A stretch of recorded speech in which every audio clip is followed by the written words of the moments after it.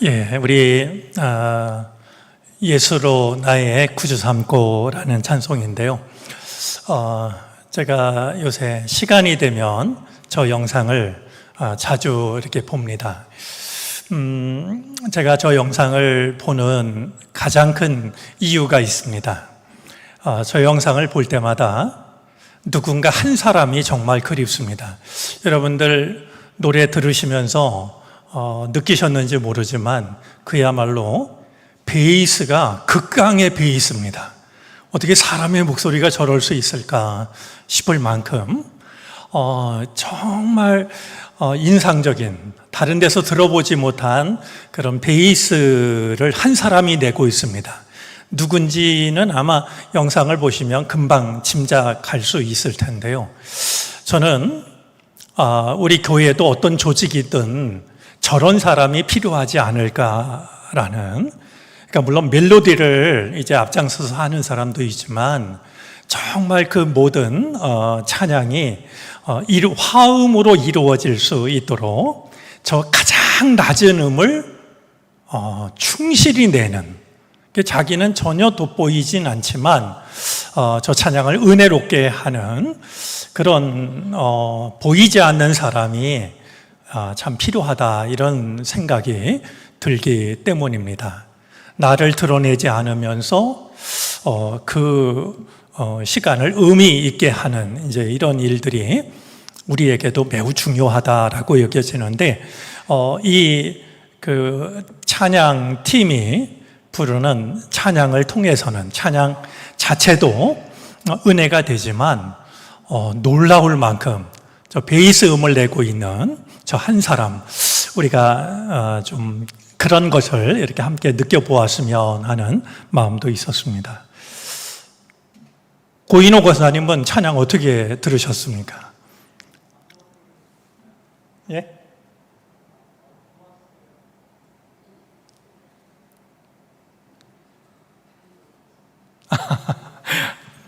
예, 좋습니다.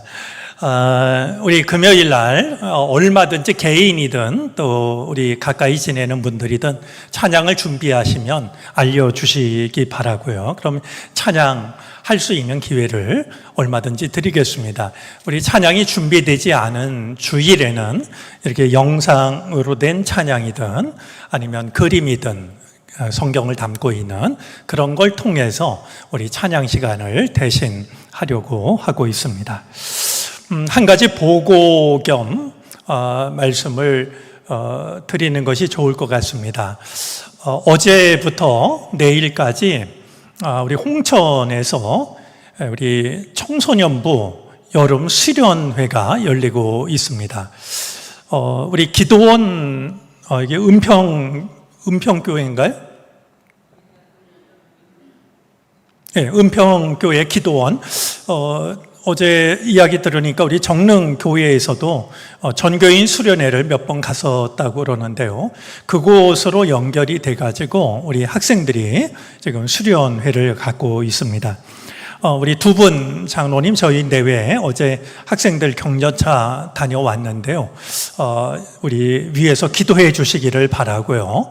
또 오늘 교육부 쪽에서 그 수련회에 참석을 하고 있어서 오늘 예배 후에 찬양팀이 아마 평소에 찬양 인도하던 팀과는 조금 다르지 않을까 생각이 됩니다.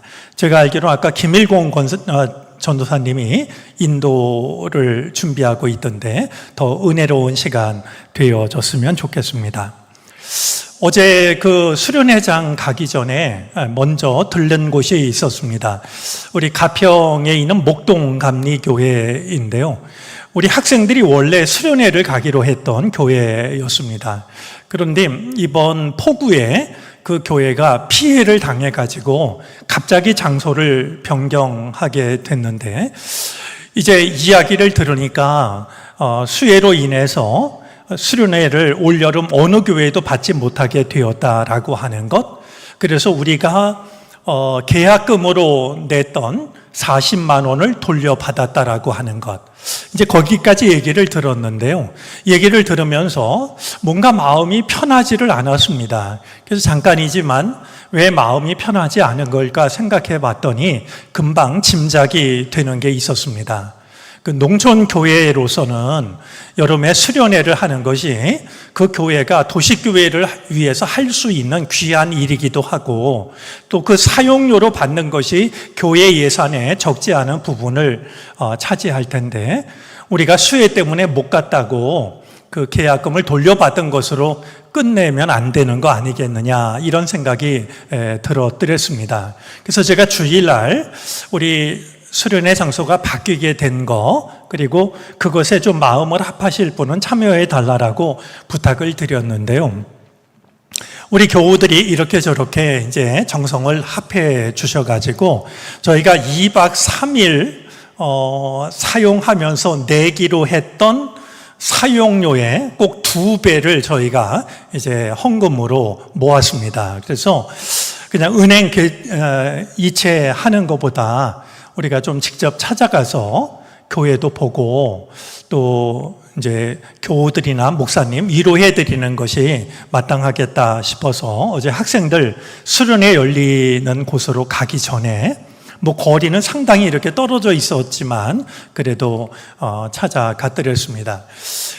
우리 그 수혜가 났을 때 사진이 있던데요. 잠깐 한번 사진을 볼까요? 예, 저 교회가 있는 터가 이렇게 지대가 낮아가지고요. 그냥 물을 피할 길이 없었고, 바로 옆이 이제 개울이었는데, 저 개울하고 교회 그 터가 전부 이렇게 큰 돌로 이렇게 이제 그 개울, 교회 다 이렇게 그 아래 부분이 돌로 되어져 있다라고 그럽니다. 그래서 물이 불어나면서 그 물이 그냥 이렇게 샘처럼 솟아 올라가지고 예배당 그리고 수련회를 갖기로 했던 저 뒤에 보이는 조립식 건물이 이제 학생들 수련회 할 때 쓰기로 했던 그런 곳이었는데 그냥 꼼짝없이 물에 잠기고 이렇게 젖게 되고 말았고, 저희가 방문을 했을 때 보니까 그 교회 장로님 2분이 나오셔서 그 이제 수련회장으로 쓰기로 했던 곳 장판 다 드러내고, 또 이렇게 물이 솟아 올라가지고 구들장 같은 게 다 이렇게 주저앉았는데요. 거기다가 시멘트를 다시 바르는 그런 작업을 2분 장로님이 땀 흘려서 하고 있었습니다. 그래서 저희가 준비했던 정성을 전해드렸고 같이 기도하고 그리고 돌아섰습니다. 참여해 주신 분들께 감사를 드리고, 이제 목사님은 너무너무 고마워하면서 가능하면 내년에 정릉교회 학생들이 자기네가 잘 수리를 할 테니까 내년에는 꼭 왔으면 좋겠다 이런 부탁도 했는데요. 좋은 만남이 이어질 수 있도록 여러분들 기도해 주시면 좋겠습니다. 자, 오늘 성경 말씀 실패자라고 여겨질 때라는 제목으로 말씀을 우리가 생각해 보도록 하겠습니다. 여러분들은 살아가시면서 내가 실패자라고 생각이 될 때가 있지 않았을지요. 만약에 그런 생각이 들었다면 언제 나는 실패자라는 그런 생각이 들었는지 모르겠습니다. 사실 누구도 원하지 않지만 어느 순간 내가 실패자 아닌가? 이런 생각이 찾아들어서 우리들의 마음을 슬프게 하기도 하고 또 낙심하게 만들기도 하는 것을 우리는 경험합니다. 오늘 이 말씀의 주인공은 모세입니다. 우리가 모세 그러면 정말 어떤 신앙에 있어서는 정점에 선 사람으로 생각을 합니다. 모세만큼 훌륭한 사람이 누가 있을까? 모세만큼 흔들림 없는 믿음의 소유자가 누가 있을까? 이런 생각을 하게 되죠. 우리가 잘 알고 있는 것처럼 그는 시내산에 올라가서 40일 동안 하나님을 만나는 시간을 갖기도 했고, 처음으로 하나님의 말씀이 적힌 돌판을 가지고 내려오기도 했고, 또 이스라엘 백성들을 이끌고 가나안 땅을 향해 가는 출애굽의 주인공이기도 했습니다. 그런데 이 모세 하면 그렇게 신앙의 위인처럼 신앙의 대장부처럼 여겨지지만 사실 이 모세에게는 누구도 헤아리기 힘든 절망을 경험했던 말이죠. 정말 내 인생이 이렇게 정말 처절한 실패자일 수 있을까라고 하는 것을 경험했던 사람이 모세이기도 합니다. 정말 신앙의 정상에 서 있다라고 여겨지는, 그리고 믿음의 위인이라고 생각하기에 몇 손가락 안에 꼽을 수 있는 모세였지만, 그는 누구도 경험하지 못한 정말 신앙에 있어서나 자신의 삶에 있어서나 나처럼 이렇게 비참한 실패자가 어디 있을까, 이렇게 절망했던 사람이기도 했던 겁니다. 백성들을 이끌고 가면서 끊임없이 이어졌던 백성들의 원망과 불평도 있었고요. 백성들의 의견이 나누어지고, 그때마다 이 하나님과 백성 사이에 서가지고 어쩔 줄을 몰라 했던 사람이 바로 모세였던 겁니다. 오늘 성경 말씀은 이 모세가 경험했던 최악의 순간에 해당이 됩니다. 우리 본문 앞에 나오는 민수기 11장 앞부분을 보면은요, 이 백성들이 먹는 것을 가지고서 불평을 하기 시작하는데요, 그냥 툴툴거렸던 게 아니라요, 울면서 불평을 합니다.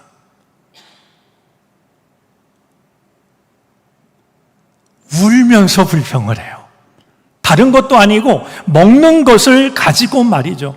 그러면서 우리 5절 말씀에 보면은요, 우리 4절 말씀에 보면 누가 우리에게 고기를 먹여줄까? 이집트에서 생선을 공짜로 먹던 것이 기억에 생생한데 그 밖에도 오이, 수박, 부추, 파와 마늘이 눈에 선한데 이제 우리 눈에 보이는 것이라고는 이 만나밖에 없으니 입맛마저 떨어졌다.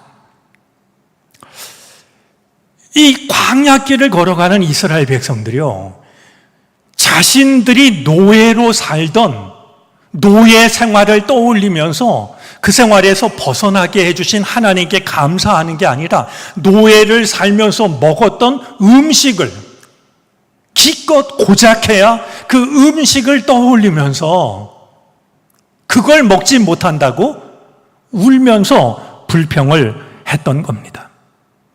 그러면서 하나님의 은총을 폄하하고 폄훼합니다.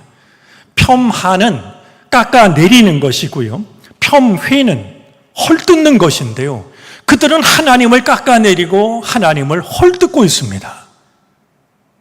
이제 우리 눈에 보이는 것은 만나밖에 없으니 진저리가 난다라고 말이죠. 질렸다라고 이렇게 이제 하나님을 폄하하고 폄훼했던 겁니다. 그런데요, 기가 막힌 눈에 선한 한 광경이 있습니다. 여러분 9절, 10절 말씀을 한번 보시겠습니까? 9절 말씀에 보면은요, 밤이 되어 진에 이슬이 내릴 때면, 그 천막 텐트에 이슬이 내릴 때면 만나도 그 위에 내리곤 하였다. 모세는 백성이 각 가족별로 제각기 자기 장막 어귀에서 우는 소리를 들었다. 저는 이 말씀을 읽으면서 정말 참 기괴하다라는 생각이 들었습니다. 이슬이 내리면서 하나님께서 주시는 만나가 내립니다. 근데 하나님의 만나가 내리는 순간 이스라엘 백성들은 각각 자기 텐트 어귀에 끼리끼리 모여가지고요, 그들은 울면서 원망하고 불평했던 겁니다. 정말 이게 하나님의 백성들의 모습일까? 하나님의 은총이 이슬처럼 내리는 그 시간에 그들은 하나님께 감사를 드렸던 것이 아니라 자기 집 텐트 어귀에 앉아서 울면서 불평을 하고 있으니, 이런 정말 기괴한 이 대조가 또 어디 있을까라고 이제 생각이 할 수밖에 없습니다.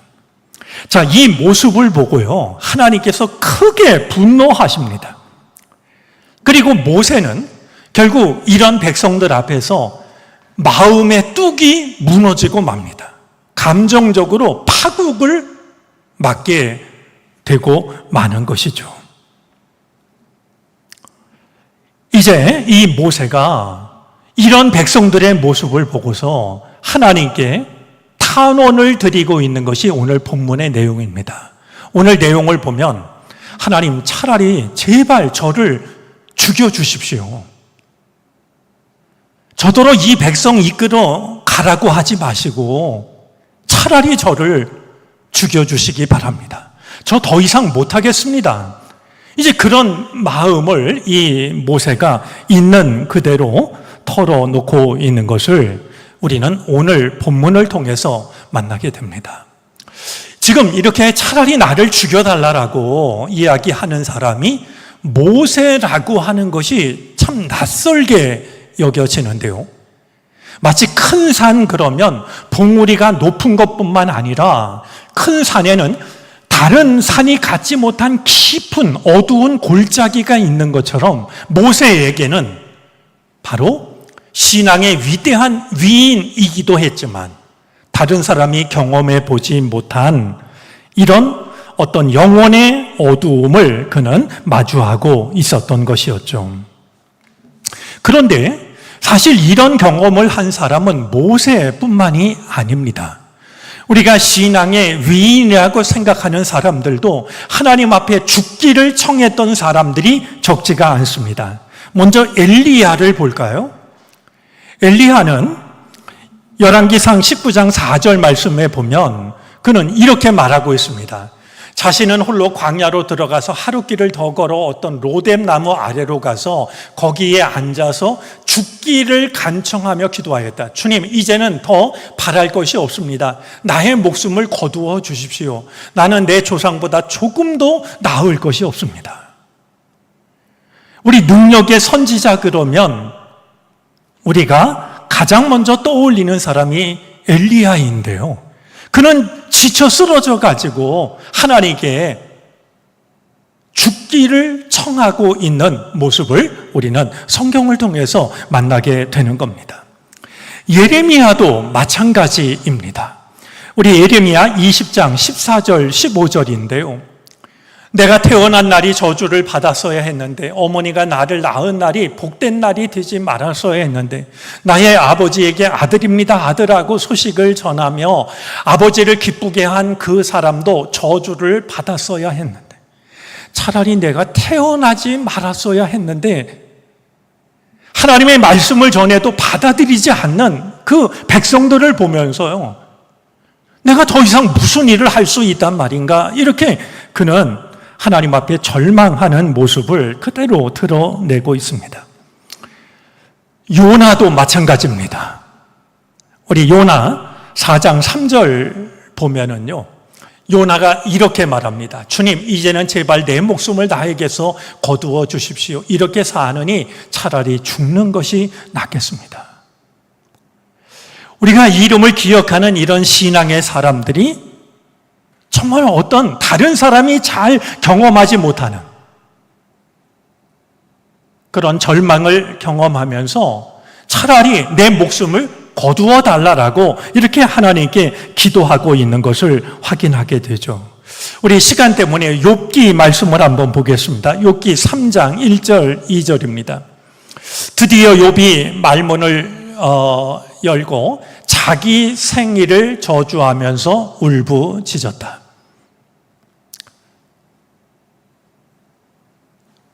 자기가 살아있다라고 하는 것, 그것을 저주하면서 이제 친구들과 이야기를 나누는 것을 확인하게 됩니다. 자, 그러면 과연 무엇이 이 모세를 절망에 빠뜨리게 했던 것일까요? 우리가 확인을 했던 것처럼 이제 음식에 대한 불평이었습니다. 그런데 단지 음식에 대한 불평이 아니었고요, 하나님께 감사할 줄 모르는, 그 노예 생활에서 약속의 땅을 향해서 가고 있는 건데 그 가는 과정 중에 어려운 일을 만나니까 그걸 가지고 불평을 하고 있는 말이죠. 아니 도대체 이 사람들이 하나님의 백성이란 말인가? 견딜 수가 없었던 것이었죠. 그런데 우리가 한 가지 알아야 될 게 있습니다. 사실 음식 때문에 불평했던 일은요, 전에도 있었던 일입니다. 출애굽기에서도 있었던 일인데요. 출애굽기 16장 3절 말씀입니다.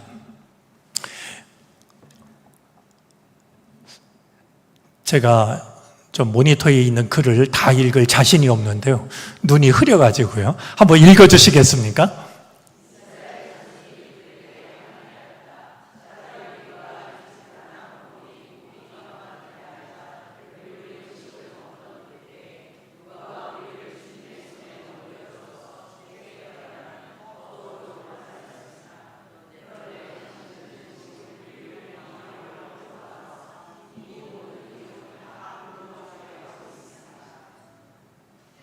지금 처음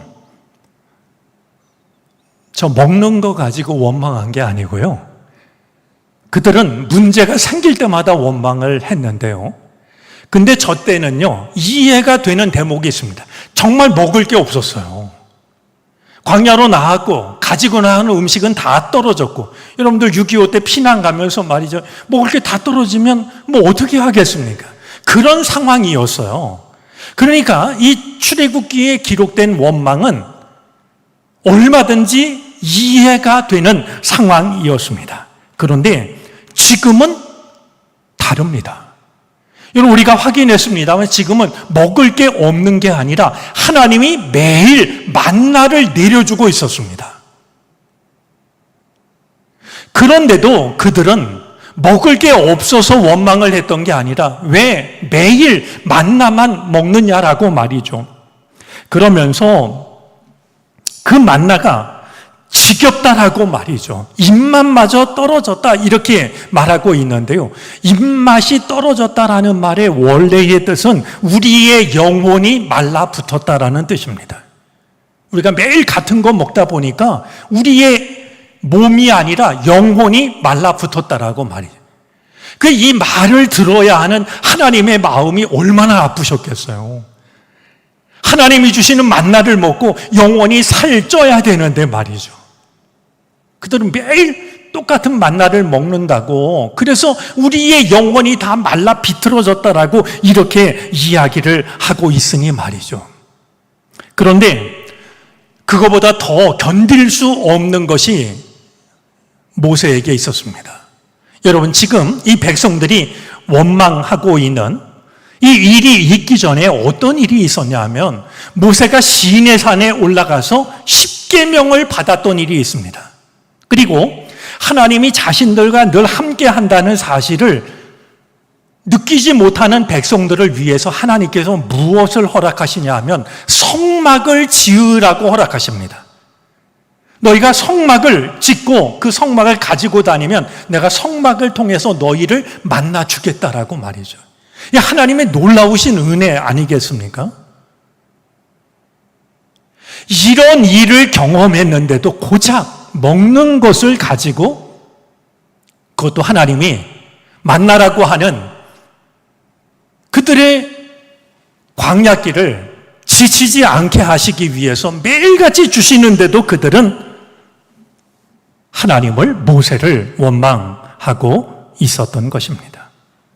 모세는 지금 나는 완전한 실패자라고 생각하고 있습니다.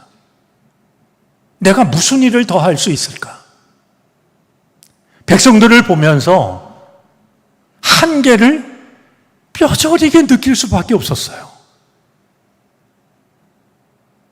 제가 감신대 막 입학했을 때 아주 슬픈 일이 있었습니다. 선배 목사님이 개척교회 시작하기 전에 40일 금식 기도를 하다가 그만 몸이 안 좋아지셔서 돌아가신 그런 일이 있었습니다. 모세가 40일을 빵도 물도 먹지 않고 하나님 앞에 시내산에 올라가서요, 하나님의 계명을 받아가지고 백성들에게 줬습니다. 그러면 달라지지 않을까? 그런데도 그들은 금송아지를 만들었고요. 하나님께서 그 백성들에게 잠깐만 모세가 사라져도 하나님 대신에 우상을 만들어내는 백성을 보면서 너희가 성막을 이렇게 지어라. 그럼 내가 너희를 항상 만나줄게.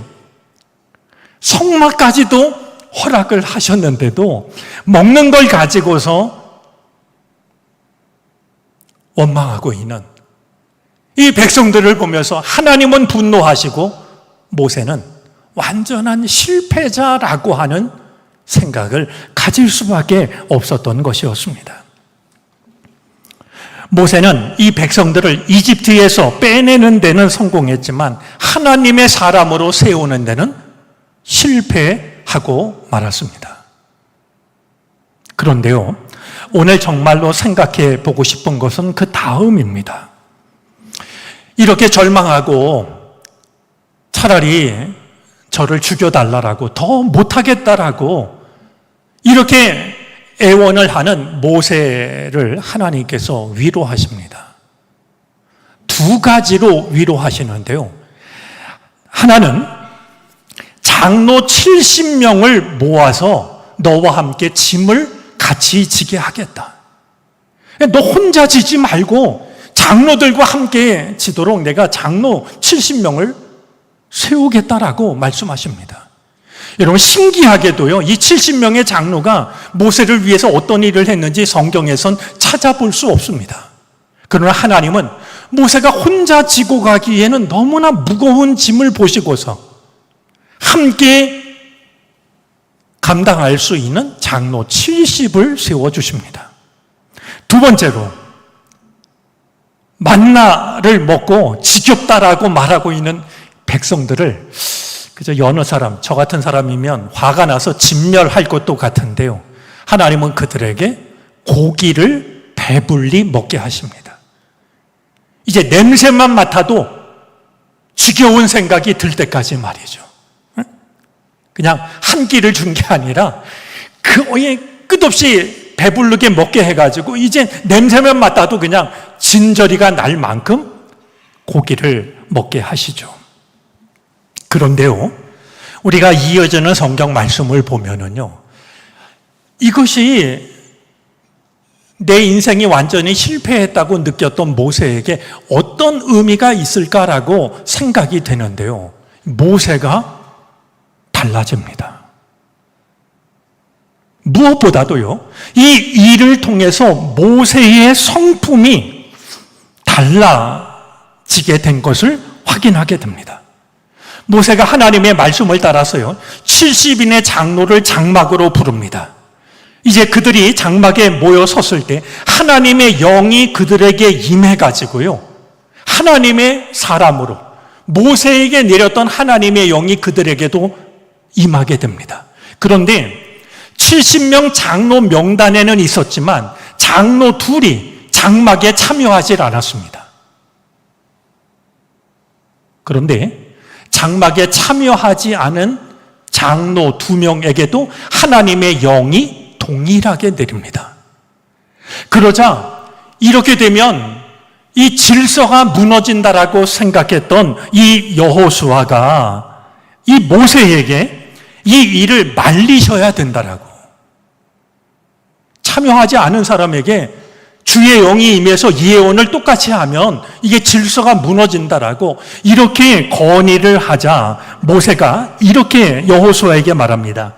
내가 나를 질투하느냐? 나는 오히려 주님께서 주님의 백성 모두에게 그의 영을 주셔서 그들 모두가 예언자가 되었으면 좋겠다.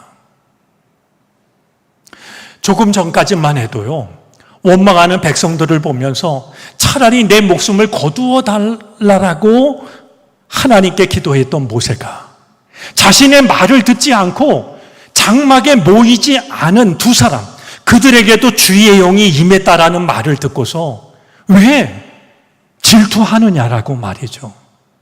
나는 그 두 사람뿐만 아니라 백성들에게도 하나님의 영이 내려서 이 백성 모두가 하나님의 예언자가 되었으면 좋겠다라고 이렇게 말하고 있는 모습을 우리는 오늘 말씀 이어서 보게 되는 겁니다. 뿐만이 아닙니다. 다음 장인 12장에 보면은요,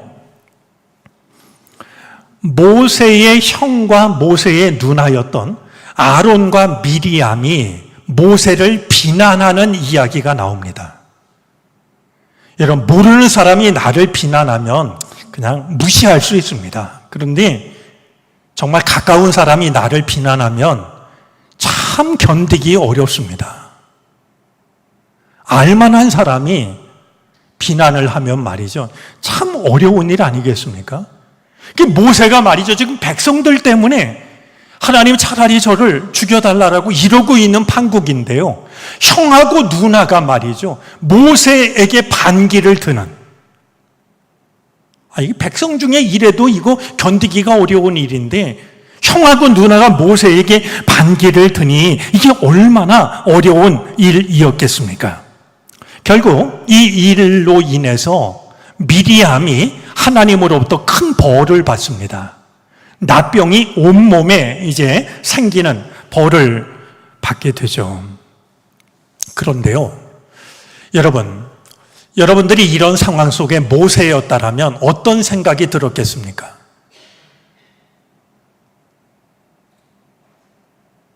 자기를 비난했다가 나병에 걸린 누이를 보면은요, 모세가요, 누이를 위해서 진심으로 기도를 합니다. 그가 빨리 회복될 수 있도록 기도를 드리고 있는 것을 확인할 수가 있습니다. 우리 12장 13절인데요. 한번 잠깐 말씀 보도록 하겠습니다. 읽어주시겠습니까?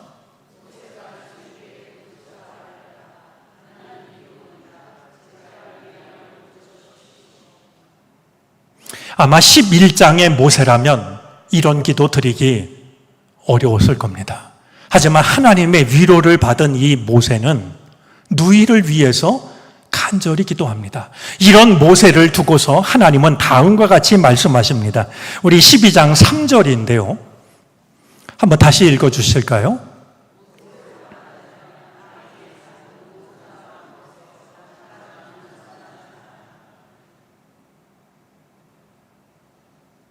하나님께서 모세를 위로하셨을 때 모세의 성품이 달라집니다. 상황을 받아들이는 마음이 달라졌던 겁니다. 우리도 세상을 살아가다가 실패자라고 여겨질 때가 있습니다. 최선을 다했지만 그 결과가 내가 생각했던 것과 전혀 다른 결과를 볼 때마다 모세의 심정이 되고는 합니다. 하나님, 저 더 못하겠습니다. 그런 우리를 하나님은 책망하거나 포기하는 대신에 위로해 주십니다. 주님께서 위로해 주시면 상황이 달라지는 게 아닙니다. 상황은 여전히 비슷한 상황이 이어지지만 그것을 바라보는 마음이 달라집니다. 그래서 그것을 믿음으로 받아들일 수가 있게 되는 것이죠. C.S. 루이스는 다음과 같은 말을 했는데 참 인상적인 말이어서 한번 좀 마음에 새기고 싶습니다. 역시 한번 읽어주시겠습니까?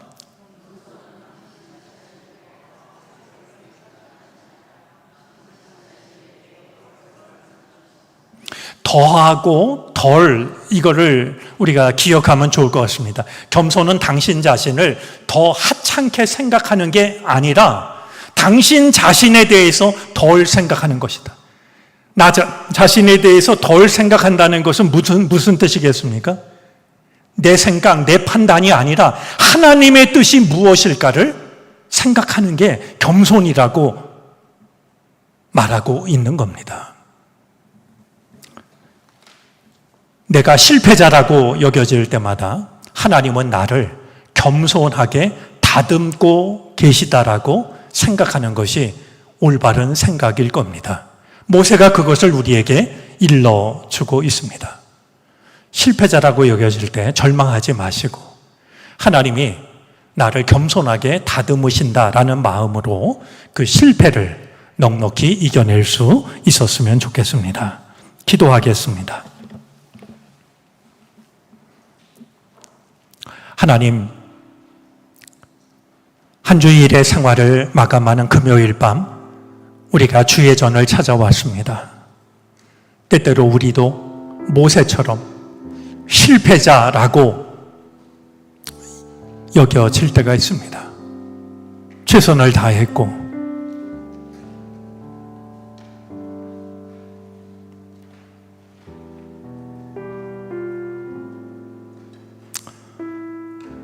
마음을 쏟았지만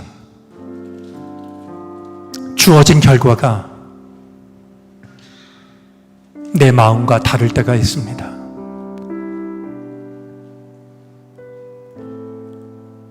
이제 더 못하겠습니다. 포기하고 싶은 순간들이 있습니다. 하지만 모세를 위로하심으로 새로운 사람으로 다시 세우신 아버지 하나님, 우리에게도 같은 은혜 내리시기를 바라고 원합니다. 학생부 수련회가 이어지고 있습니다. 은혜롭고 안전한 시간이 될 수 있도록 마치는 시간까지 주께서 눈동자처럼 돌보아 주옵소서. 이 밤 우리가 주님께 나아왔사오니 실패자라고 하는 아픔과 상처를 딛고 일어서게 하여 주시옵시고, 나를 덜 생각하고 주님을 더 생각하는 복된 밤이 되게 하시옵소서. 예수 그리스도의 이름으로 기도를 드립니다. 아멘.